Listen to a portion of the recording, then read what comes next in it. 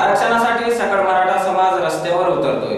देशभरात आदर्श पायंडा घालून देणारे असंख्य मूक मोर्चे या अगोदर राज्याच्या विविध शहरात व राज्याबाहेर कर्नाटकमध्येही निघालेले आहेत।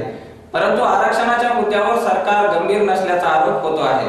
त्याच पार्श्वभूमीवर गेल्या काही दिवसांपासून नागपूर येथे विधिमंडळाचे चालू असलेले हिवाळी अधिवेशन गाजते। सरकारच्या वेळकाळूपणाला जाब विचारण्यासाठी व मराठा आरक्षणाच्या मागणीच्या पूर्ततेसाठी नागपूर येथे उद्या 14 डिसेंबर रोजी सकल मराठा समाजाच्या वतीने भव्य मोर्चा काढण्यात येणार आहे। या मोर्चामध्ये सहभागी होण्यासाठी बीड जिल्ह्याच्या विविध तालुक्यातून एकूण 1000 मोठी वाहने रवाना झाली आहेत। याबरोबरच परळी तालुक्यातूनही अनेक वाहने नागपूरच्या दिशेने आज रवाना झाली। शिवाजी चौकातील छत्रपती शिवाजी महाराजांच्या अश्वारूढ पुतळ्याला पुष्पहार अर्पण करून सकल मराठा समाजाच्या आरक्षणाच्या मागणीसाठी कार्यकर्ते नागपूरकडे रवाना झाले।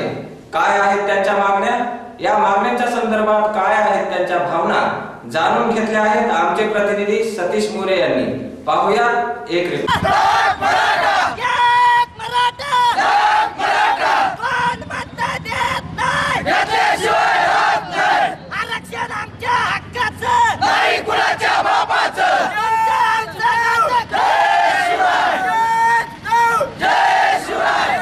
सर्वांचं लक्ष आहे। सध्या नागपूरला हिवाळी अधिवेशन चालू आहे आणि दिनांक 14 रोजी सकल मराठा समाजाचा आरक्षण आणि विविध मागण्यासाठी आरक्षणाचा भव्य मोर्चा निघणार आहे, महामोर्चा निघणार आहे। यासाठी राज्यभरातून संपूर्ण सकल मराठाचे कार्यकर्ते जात आहेत। आपल्या परळी तालुक्यातूनही असंख्य सकल मराठा कार्यकर्ते जात आहेत। या ठिकाणी आपले सकल मराठाचे काही पदाधिकारी आहेत, आपण त्यांच्याकडून जाणून घेऊया की आपल्या परळी तालुक्यातून किती लोक जात आहेत। एकंदरीमध्ये परळी तालुक्याचा जर आपण विचार केला तर परळी तालुक्यातून जवळपास 2 ते 2500 तरुण या ठिकाणी नागपूरच्या मूक मोर्चासाठी जात आहेत। त्याच्या अनुषंगाने परवाच आपल्या परळीमध्ये एक बैठक आपण घेतली होती आणि संपूर्ण गावामध्ये जाऊन आपण त्याची जनजागरण केलेलं आहे।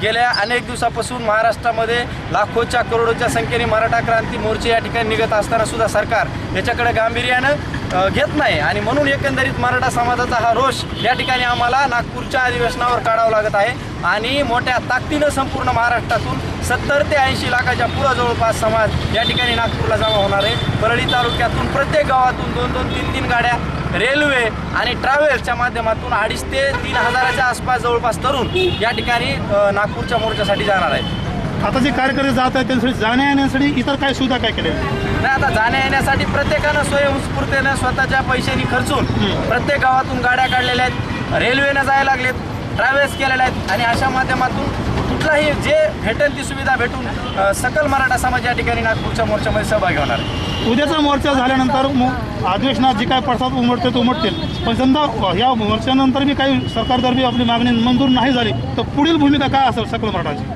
सरकारनं आपल्याला 30 तारीख ही अंतिम तारीख दिलेली आहे कोर्टाची। 30 तारखेपर्यंत सकल मराठा समाज हे जे मोर्चे निघालेत त्या मोर्चाच्या माध्यमातून सरकारला आम्हाला एवढं सांगायचं आहे की 30 तारखेपर्यंत फक्त मराठा समाज शांत आहे। 30 तारखेच्या नंतर जर आरक्षण आमची मागणी पूर्ण नाही झाली तर पूर्ण महाराष्ट्रामध्ये जे उद्रेक होईल त्याचा जबाबदार पूर्ण सरकार राहील।